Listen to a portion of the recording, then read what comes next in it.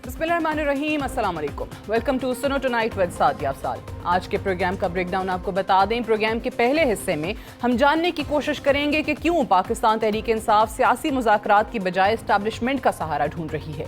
2002 से इस्टेब्लिशमेंट की मदद से शुरू होने वाला सफ़र कब अपनी राह खुद तलाश करेगा। प्रोग्राम के दूसरे हिस्से में हम गंदम की खरीदारी के तनाजुर में मसनूई बहरान पर बात करेंगे और सवाल उठाएंगे कि पंजाब हुकूमत क्यों तरजीही बुनियादों पर किसानों के मसाइल हल करने में दिलचस्पी नहीं रखती।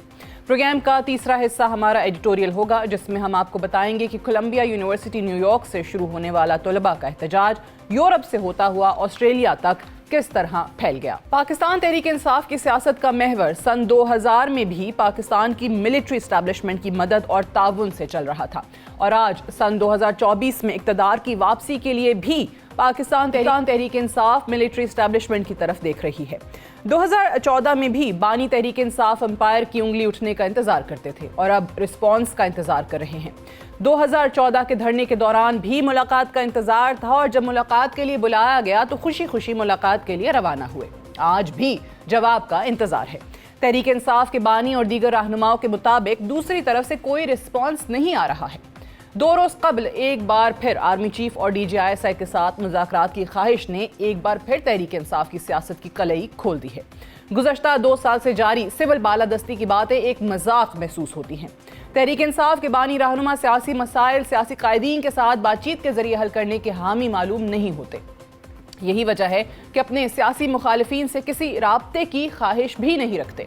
शहरयार आफरीदी के बयान ने एक बार फिर पाकिस्तान की सियासत में एक नया पेंडोरा बॉक्स खोल दिया है।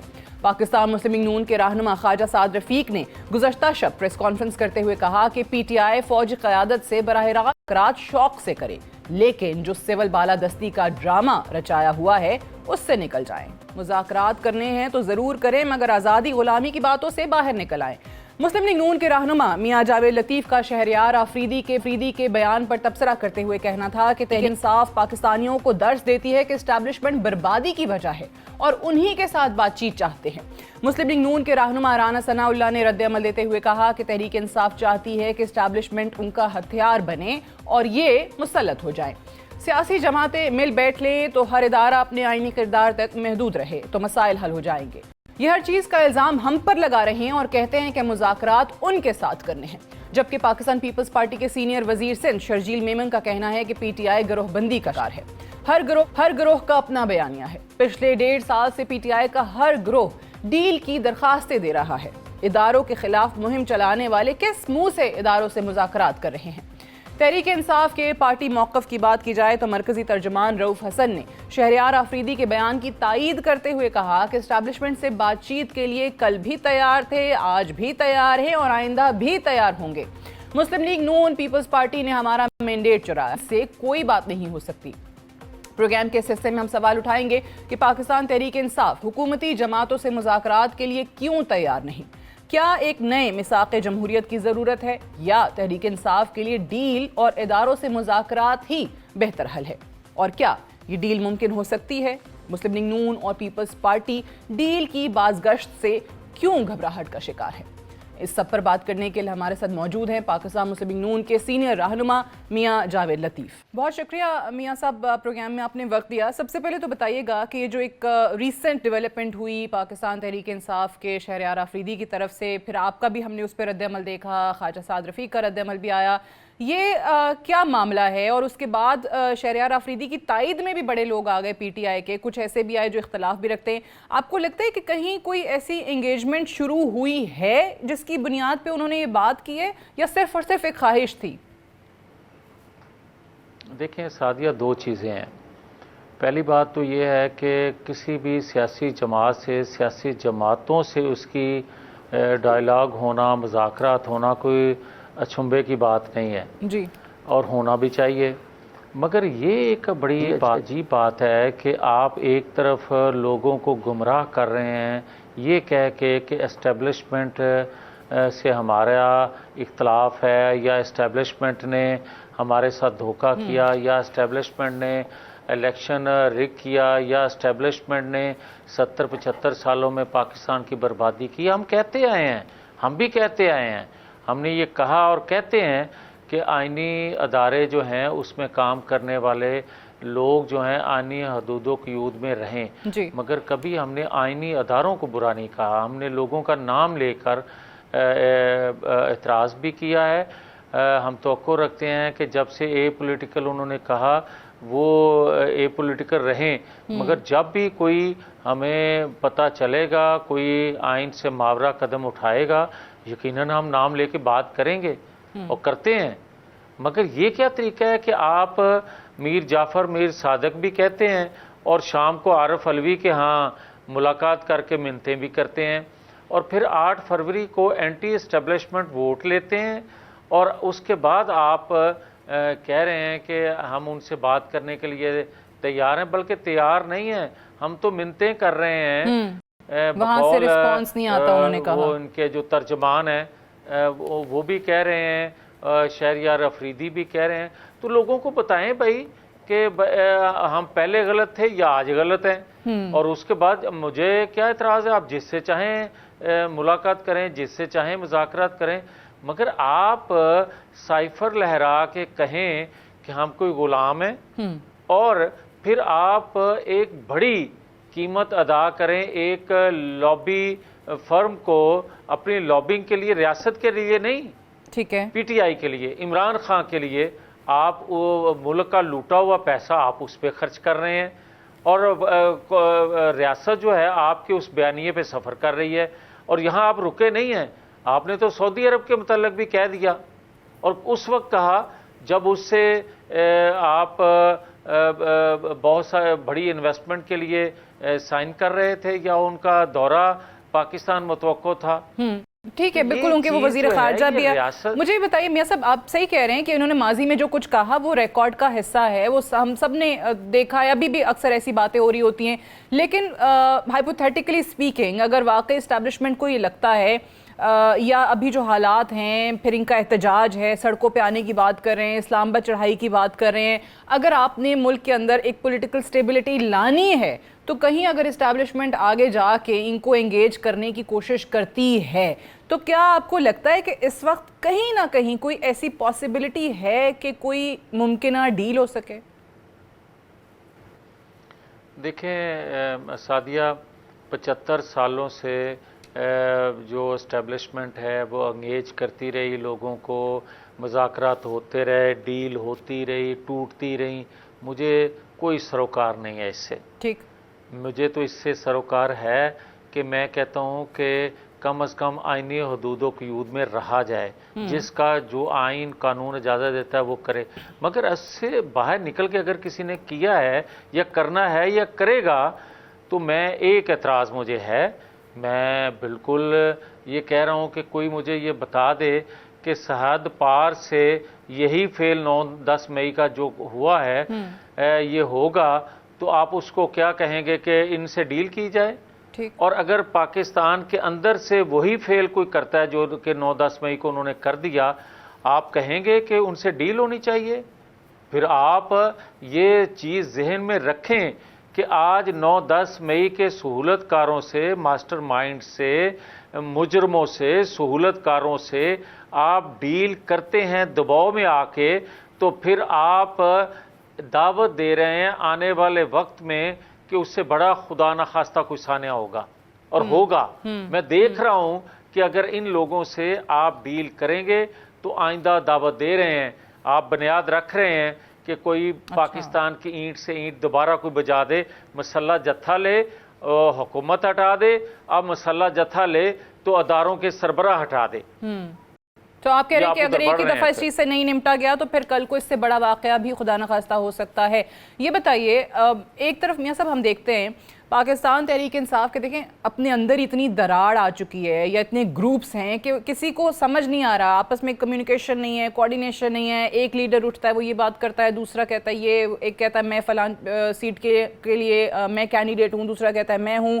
ایک دوسرے کے خلاف بھی بیانات آ رہے ہوتے ہیں، تضادات بھی آ رہے ہوتے ہیں. تو اس وقت ایسا لگتا ہے کہ پاکستان تحریک انصاف جو ہے نا وہ اپنے لیے خود ہی کافی ہے، ان کو اور کسی کی ضرورت نہیں ہے، اور آپ کی حکومت کو بھی شاید ان سے یا ان کے بیانات سے کوئی خطرہ نہیں ہے، ان کی تحریک سے کوئی خطرہ نہیں ہے. بٹ ہیونگ سیڈ دیٹ، جو حکومت کی پرفارمنس ہونی چاہیے یا جو ایک سمت نظر آنی چاہیے یا جو ان کو اکانومی کے حوالے سے جو کام کرنا تھا وہی تمام سارے کا سارا آپ کا ٹیسٹ کیس ہے, وہی تمام سارے کا سارا پروف کرے گا کہ آپ لوگوں کے لیے واقعی عوامی مقبولیت میں کمی ہوئی ہے یا وہ اس میں اضافہ ہوا ہے. آج اسحاق ڈار صاحب کو نائب وزیر اعظم بنا دیا, یہ کیسا فیصلہ ہے اور اس سے کیا فرق پڑے گا حکومت میں؟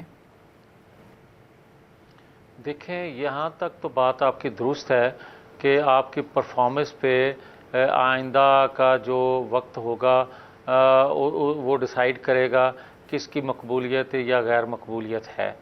مگر ایک چیز جو آپ نے کہی ہے کہ ان کے اس انتشار سے, ان کی اس تقسیم سے جو پی ٹی آئی میں ہے اس سے خطرہ حکومت کو نہیں ہے. ہاں, حکومت کو نہیں ہو سکتا مگر ریاست کو خطرہ ہے اس تقسیم سے بھی. اس کی وجہ بتانے لگا ہوں. اس کی وجہ یہ ہے کہ ان کی سہولت کاری مختلف گروپس کی مختلف لوگ کر رہے ہیں. وہ پاکستان سے باہر سے بھی کر رہے ہیں, پاکستان کے اندر سے بھی کر رہے ہیں, جن کا ہر ایک کا ایجنڈا اپنا ہے. اور اگر وہ ایجنڈا کوئی بھی فلفل کر گیا جو کہ نہ ریاست کے مفاد میں کوئی ایجنڈا کسی کا ہے, نہ قوم کی رہنمائی کے لیے کسی کا ایجنڈا ہے, نہ معیشت کو درست کرنے کے لیے کوئی ایجنڈا ہے, نہ تحریک انصاف کو متحد کرنے کے لیے کوئی ایجنڈا ہے, بلکہ وہ ایجنڈا ہے پاکستان کے اندر انتشار پیدا کرنے کا. وہ ایجنڈا ہے ریاستی اداروں, آئینی اداروں کے خلاف ایک ٹکراؤ کا. وہ ایجنڈا ہے کہ پاکستان مخالف قوتیں جو ہیں جس طرح پاکستان کے اندر عدم استحکام چاہتی ہیں اس کو وہ پورا کر رہے ہیں. آپ ان کی بولیاں دیکھیں, آپ ان کے لوگوں کی گفتگو. کبھی کوئی سیاسی جماعت یہ بات کرتی ہے کہ میں جو ہے اسٹیبلشمنٹ سے بات کروں گا, میں سیاسی جماعتوں سے بات نہیں کروں گا. یہ اوپن کرتے ہیں, مانتے ہی نہیں ہیں. آپ کو کہتے ہیں عوام میں ریجیکٹڈ لوگ ہیں, ہم ان سے کیا بات کریں؟ اگر عوام میں ہم ریجیکٹڈ ہیں تو یہ مقبول ہیں, تو یہ مقبول کس وجہ سے ہوئے اور ہم ریجیکٹڈ کس وجہ سے ہوئے, کبھی کسی نے یہ سوچا ہے؟ اور یہ بات کرنے والے کم از کم ان کو علم ہے کہ کس بات پہ وہ مقبول ہیں اور ہم کس وجہ سے غیر مقبول ہیں. آج بھی جو پاکستانی قوم پسی ہوئی ہے, اگر ان کی محرومیوں کو اجاگر کر کے, اگر ان کی تکلیفوں کو, اگر ان کے زخم جو ہیں ان کو ہائی لائٹ کر کے, ان کو نام بار بار لے کے اداروں کے متعلق ہم گفتگو کرنا شروع کر دیں تو کوئی چیز سامنے نہیں رہ جائے گی. مگر کیا اگر مجھے ادارے کہیں, ادارے کے ترجمان یہ بات کہیں کہ ہم اے پولیٹیکل ہو گئے ہیں, اگر اداروں کے ترجمان یہ بات کریں کہ ہم نے خود احتسابی شروع کر دی ہے, تو کیا میں یقین نہیں کروں گا؟ اور کیا مجھے ہوتی ہوئی نظر بھی آنا شروع ہو جائے تو میں یقین نہیں کروں گا؟ اور کیا دوسرے ادارے کے اندر بھی اگر خود احتسابی کا عمل شروع ہونے کو ہے تو کیا میں اس پہ یقین نہیں کروں گا؟ اور کیا آئینی ادارے کسی دوسری ریاست کے ادارے ہیں؟ میری ریاست کے ادارے ہیں. میں نے کبھی, میں بڑا زخمی ہوں, میرے لیڈرشپ کے متعلق, میری جماعت کے متعلق اس معیشت کو برباد کرنے کے لیے کیا کچھ نہیں ہوا, مگر کیا ہم نے 9-10 مئی کا تصور کیا؟ کبھی نہیں کیا.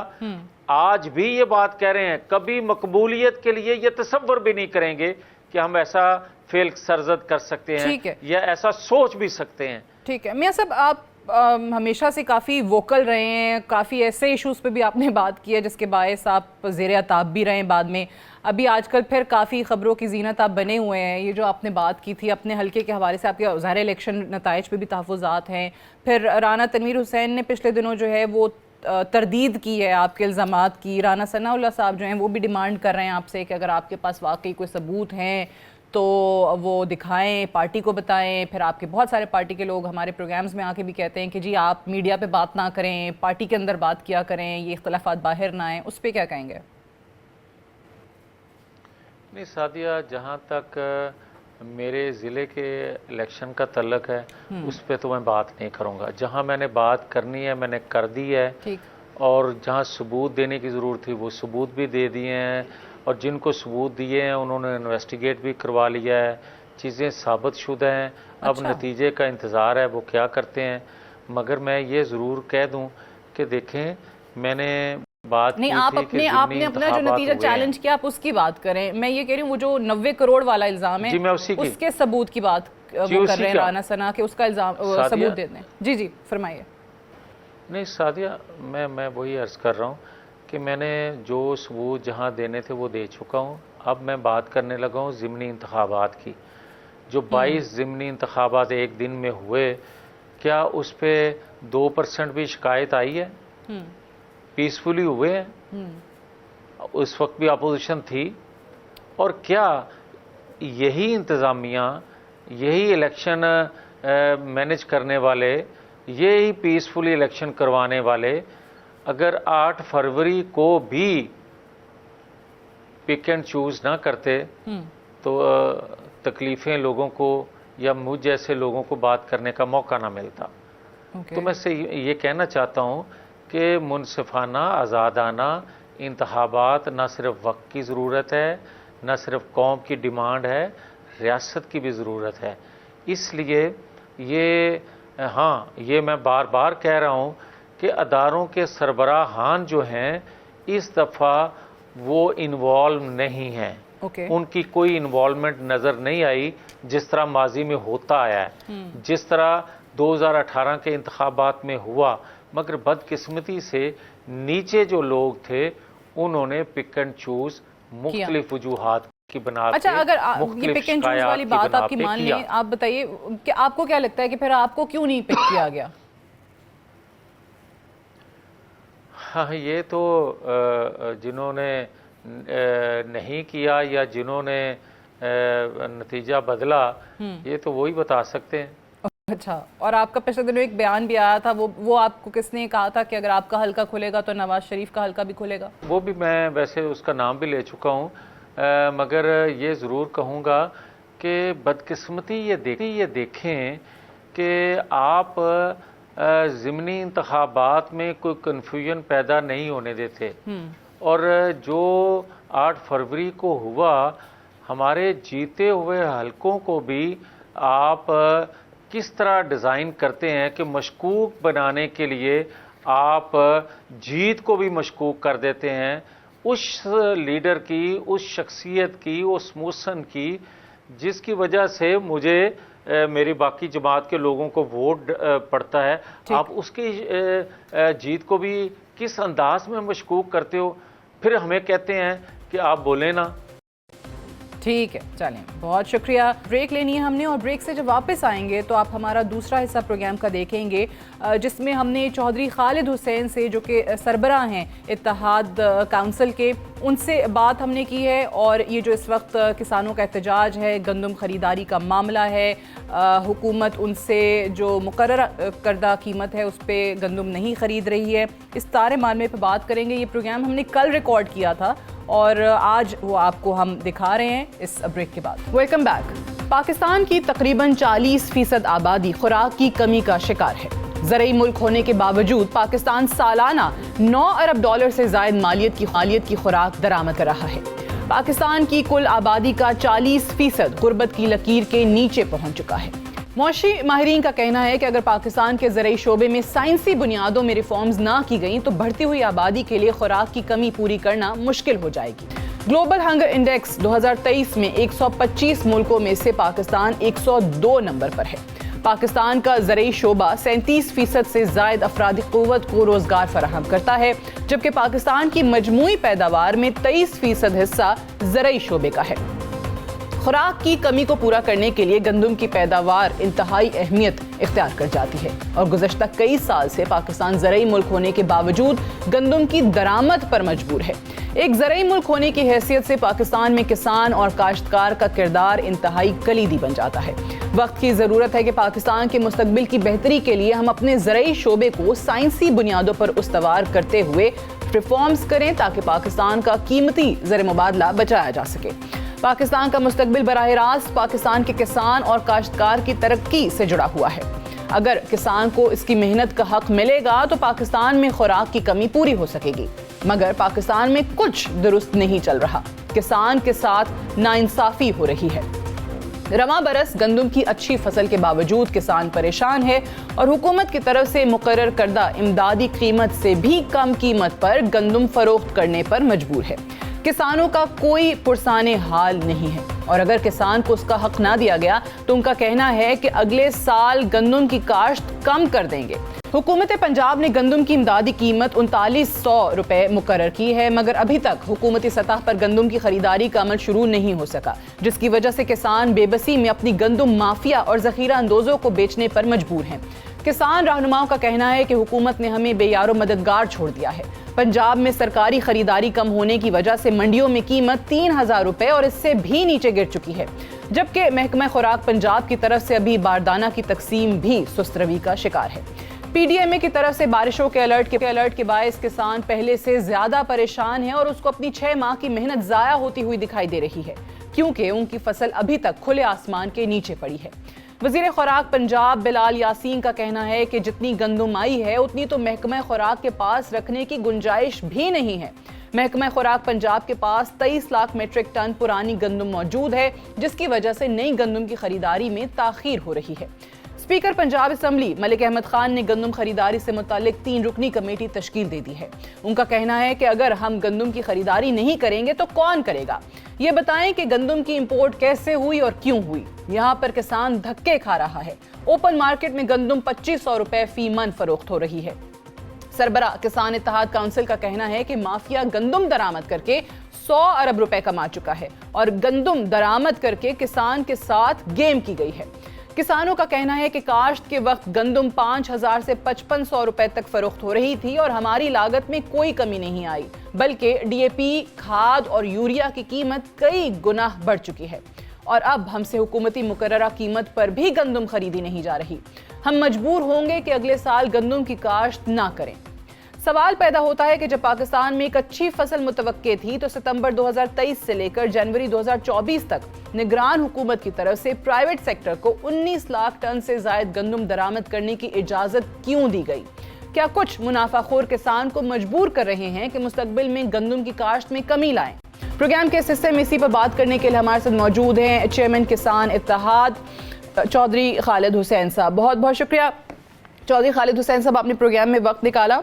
सबसे पहले तो बताइएगा, वज़ीर आज़म साहब की तरफ से इंस्ट्रक्शंस आई हैं कि वफाकी हुकूमत जो है वो किसानों से गंदम खरीदे और ये हिदायत उनकी तरफ से इशू कर दी गई हैं। क्या कोई इस हवाले से पेशरफ्त हुई है, कोई प्रोग्रेस हुई है? क्योंकि पंजाब हुकूमत का तो हमें पता है कि अभी तक वहाँ से कोई मामला खरीदारी की तरफ बढ़ा नहीं है, लेकिन वफाकी हुकूमत के वज़ीर आज़म के इन इंस्ट्रक्शंस के बाद क्या हुआ है? जी बहुत शुक्रिया सुनो का और आपका। देखें जी, अभी आप जनूबी पंजाब में गंदम को निकले हुए 1 माह और गंदम जो है खुले आसमान के नीचे इस मौसमी तब्दीली की बारिश और तूफान के सामने बिल्कुल जमीनों पे पड़ी हुई है। हमारे किसान के पास इतनी कैपेसिटी नहीं है वो इतने बड़े स्टोरेज बनाए और गंदम को स्टोर कर ले।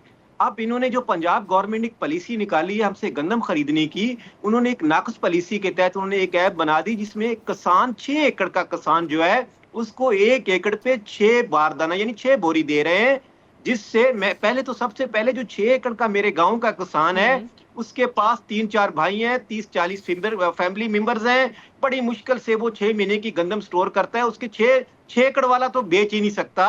असल तो 15 एकड़ 20-25 एकड़ वाले ने गंदम को बेचना होता है।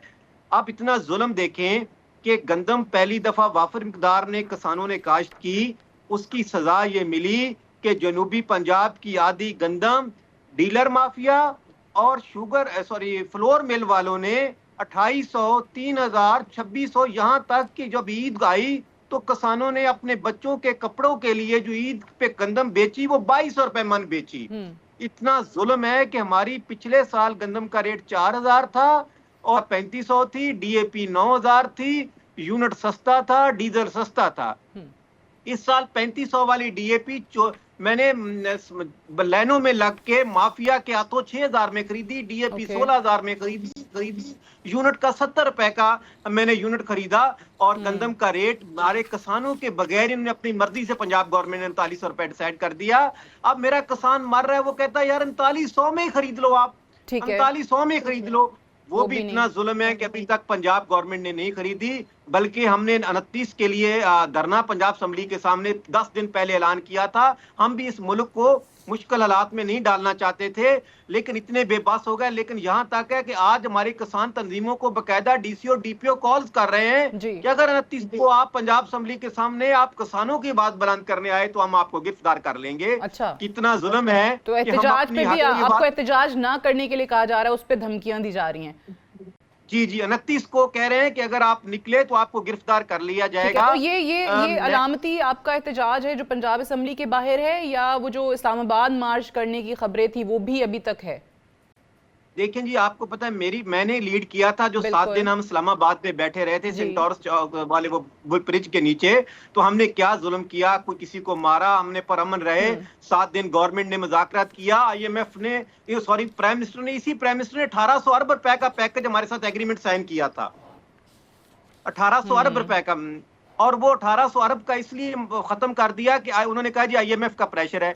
क्या शुगर माफिया ने 20 अरब रुपए मेरा आज तक देना है, IMF का प्रेशर है? या 3900 की जो बोरियां MP MNA को कोटा दिया जा रहा है मेरे किसान को नहीं मिल रहा, वो IMF का प्रेशर है?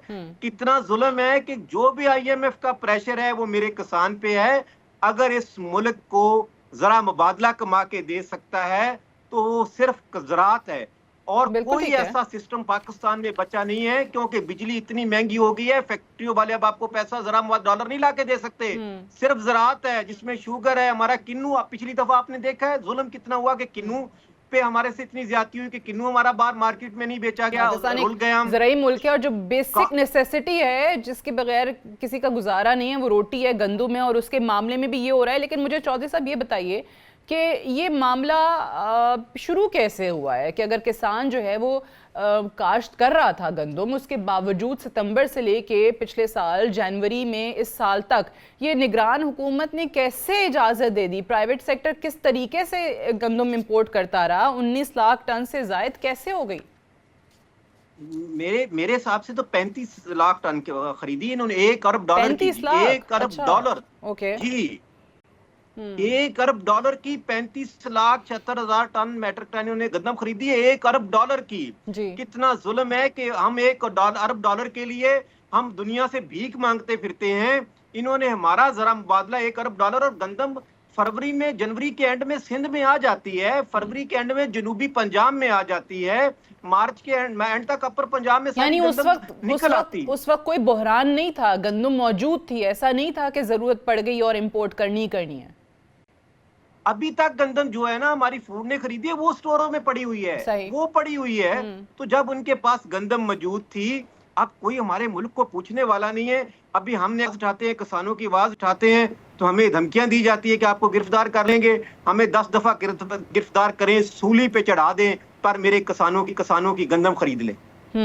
तो इस पे ये जो कमेटी बनी है, एक तो स्पीकर पंजाब असम्बली ने जो बनाई है मलिक अहमद खान साहब ने, उसमें क्या बातचीत हुई है? उसमें वो क्या कह रहे हैं आपको कि इंतजार करें, एहतजाज ना करें, या कोई यकीन दहानी एटलीस्ट करवाई है कि इतने दिनों में खरीद लेंगे? हमें आज तक हमारे साथ कोई राब्ता नहीं, आज तक हमारी कोई गंदम नहीं खरीदी जा रही। जो इन्होंने ऐप बनाया था वो ऐप चला ही नहीं। हमारे जनूबी पंजाब में बॉर्डर एरिया पे तो नेट सर्विस ही नहीं है, तो मेरे कैसा ऐप वो मेरा चला सकेंगे हम? तो वो अभी तक गंदम की खरीदारी नहीं शुरू की। ये तो टाइम गुजर गया, जनूबी पंजाब का किसान तो 50% 2200-250 में बेच चुका है गंदम, वो तो रुल गया बेचारा। अभी जो बाकी है उसको लिए भी ये डिले प्रैक्टिस कर रहे हैं कि हम मीटिंग करेंगे, कमेटी बनाएंगे। आपको भी पता है कि इस मुल्क में कभी कमेटियों ने काम किया है? आप सीधा ऑर्डर करें फूड को, जैसे प्राइम मिनिस्टर ने पास्को का किया है उस तरह फूड वाले करें। मैं मरियम साहबा से ये अपील करता हूँ कि मरियम साहबा, ये रोड ब्रिज, ये आप ये देखिए जुल्म के 44 अरब का आटा है। मैं नहीं ये कहता कि आटा क्यों बांटा गया, और वो भी आटा ब्यूरोक्रेसी के हाथों छोड़ दिया, वो भी गरीबों तक नहीं पहुंचा। वो भी अगर वो 44 अरब की गंदम खरीद लेते और हमारे अभी ब्रिज ना बनाए, कोई और ना बनाए, दूसरी मिनिस्ट्रियों से पैसा लेके किसान को तो उसकी गंदम तो खरीद लें। कल को अगर हमने गंदम काश्त नहीं की तो क्या हमारे पास इतने डॉलर हैं कि हम बाहर से गंदम मंगवा सकेंगे? और वो गंदम अगर आप देख लें, नाकस गंदम है, जो चूहे और जो फीड में इस्तेमाल वाली फीड वाली जो मुर्गियों वाली गंदम है, वो इस दफा किसानों को इन्होंने खिलाई है जी। اچھا اوکے, بہت ظلم کیا ہے. That's very sad. اسی سے جڑا ایک آپ نے کیونکہ آٹے کا ذکر کیا تو آپ پچھلے دنوں ہم نے دیکھا کہ وزیر اعلیٰ پنجاب اس معاملے میں کافی ایکٹیو رہیں کہ روٹی کی نان کی قیمت جو ہے وہ نیچے لائی جائے. روٹی کی قیمت انہوں نے کہا 16 روپے ہوگی. لوگوں کی شکایات آ گئیں کہ جی 16 روپے جہاں سے مل رہی ہے انہوں نے وہ وزن جو ہے وہ روٹی کا کم کر دیا ہے. تو ابھی میں دیکھ رہی تھی جب آپ لوگوں کی طرف سے شکایات آئیں کہ جب گندم کی ہم کاشت کر رہے تھے تو اس وقت جو ہے وہ کاشت کے وقت گندم جو ہے وہ آئی تھنک 5,000 سے 5,500 روپے تک فروخت ہو رہی تھی. تو تب تو روٹی کی قیمت فوراً اوپر چلی جاتی ہے, اور جب نیچے آتی ہے گندم کی قیمت تب بھی روٹی کی قیمت نیچے نہیں آتی. تو یہ والے جو سارے مافیاز بیٹھے ہوئے ہیں ان سے کیسے جان چھوٹے گی؟ دیکھیں جی آج ظلم دیکھیں کہ آج جو فلور مل والے نے گندم 2200-2800 میں خرید لی. ابھی گورنمنٹ کو, پنجاب گورنمنٹ کو فلور مل کیا کہہ رہی ہے کہ میں نے گندم 3900 میں خرید لی. اب دیکھو غریب کو بھی تباہ کر دیا, اس سے بھی 2200-2600 میں گندم خرید لی, اور گورنمنٹ کو کہہ رہے ہیں کہ ہم نے فلور مل والے نے کہہ رہا ہے کہ میں 3900 کی خرید لی, اور وہ 3900 کا آٹا بیچے گا. میرا غریب کسان بھی مر گیا اور آٹا خریدنے والا بھی مر گیا. اس نے تو 4000 کے حساب سے گندم شو کر رہا ہے نا کہ میں فلور مل والا کہ میں نے 4000 کی گندم خریدی ہے. کتنا ظلم ہے کہ آپ کا 70% کسان کو مار رہے ہیں, جو 30% غریب آٹا خریدنے والا ہے وہ گندم 2400 میں فلور مل والا خرید کے بھی 4000 روپے میں 5000 میں آٹا بیچے گا. کتنا ظلم ہے کہ کوئی پوچھنے والا نہیں ہے. میں مریم صاحبہ سے, مریم صاحبہ آپ سے کوئی جھگڑا نہیں ہے. آپ جو ہمارے پہ گرفتاریاں یا ہمارے پہ پولیس کی کارروائیاں شروع کروا رہی ہیں, ہمیں اس پہ کوئی ڈر نہیں ہے. کسانوں کو ان چیزوں سے نہیں ڈر لگتا. ہم آپ سے بارہ اپیل کرتے ہیں کہ 29 کو ہم کسان جب باہر آ گئے, ہم اس وقت تک نہیں جائیں گے جب تک ہماری گندم نہ خریدی جائے. اب IMF کا یہ تو میڈم پریشر نہیں ہے کہ 20 ارب سرگودا چنوٹ کی شوگر ملوں نے 4 مہینے ہو گئے میرے سے گنا لیا, وہ پیسے نہیں دیے. وہاں کچھ مریم صاحبہ ان شوگر مافیا کو نہیں پکڑ سکتی آپ, جس سے 4 مہینے سے 2 ارب روپے 20 ارب شوگر مافیا نے کسانوں کو نہیں دیا. پیسہ وہ ہی ان کو واپس نہیں ملا, اور آپ کہہ رہے ہیں کہ 29 تاریخ دیں گے تو تب تک واپس نہیں جائیں گے جب تک گندم کسانوں سے خرید نہیں لی جاتی ہے. Chaudhry Khalid Hussain Sahab, thank you very much for joining اس on the show. Columbia University سے شروع ہونے والا طلباء کا احتجاج امریکہ کے بعد یورپی ممالک سے ہوتا ہوا آسٹریلیا کے تعلیمی اداروں تک پھیل چکا ہے. گرفتاریاں اور پولیس تشدد بھی طلباء کا راستہ روک نہیں سکا. ہزاروں کی تعداد میں طلباء غزہ میں سیز فائر کے ساتھ اسرائیل میں سرمایہ کاری ختم کرنے کا مطالبہ کر رہے ہیں. طلباء سوال اٹھا رہے ہیں کہ کیوں امریکہ 34,000 سے زائد اموات کے باوجود اسرائیل کی مالی اور دفاعی مدد جاری رکھے ہوئے ہے. بہت ساری یونیورسٹیاں پہلے سے طے شدہ گریجویشن کی تقریبات منسوخ کرنے پر مجبور ہو چکی ہیں, جبکہ بہت ساری یونیورسٹیوں کی عمارتیں مکمل طور پر طلباء کے کنٹرول میں آ چکی ہیں.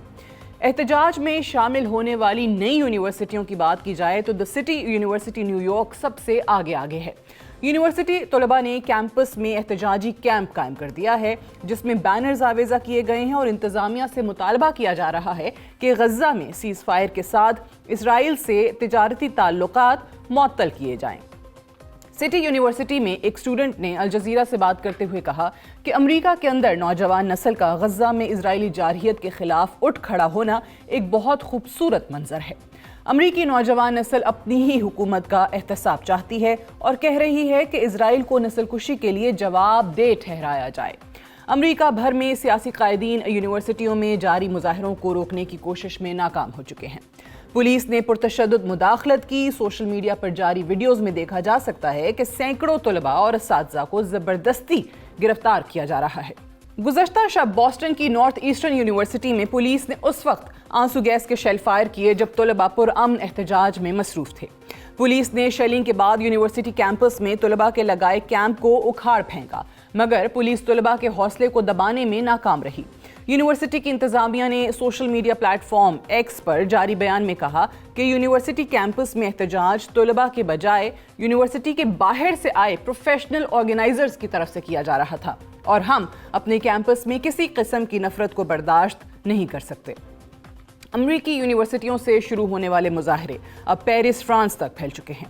2 روز قبل Paris institute of political science کے طلباء نے امریکی طلباء سے متاثر ہو کر یونیورسٹی کیمپس کی عمارت تک رسائی کو روک دیا, جس کے بعد ادارے کی انتظامیہ کو کلاسز کو آن لائن کرنا پڑا. پیرس کے تعلیمی ادارے سے فرانسیسی صدر ایمانوئل میکرون بھی فارغ التحصیل ہیں. اور اس ادارے کو فرانس میں فرانسیسی ثقافت کے ترجمان کے طور پر جانا جاتا ہے۔ یونیورسٹی کے طلباء کی طرف سے پہلے بلڈنگ میں داخلی راستوں کو بلاک کیا گیا، پھر یونیورسٹی کی حدود میں فلسطینی جھنڈے آویزہ کرنے کے بعد غزہ میں اسرائیلی جارحیت کے خلاف نعرے لگاتے ہوئے سیز فائر کا مطالبہ کیا گیا۔ جمعے کی شام فلسطین اور اسرائیل کے حامیوں کا آمنا سامنا ہوا تو صورتحال مزید کشیدہ ہو گئی، جس کے بعد طلباء کے گروپوں کو منتشر کرنے کے لیے رائٹس پولیس کو طلب کرنا پڑا۔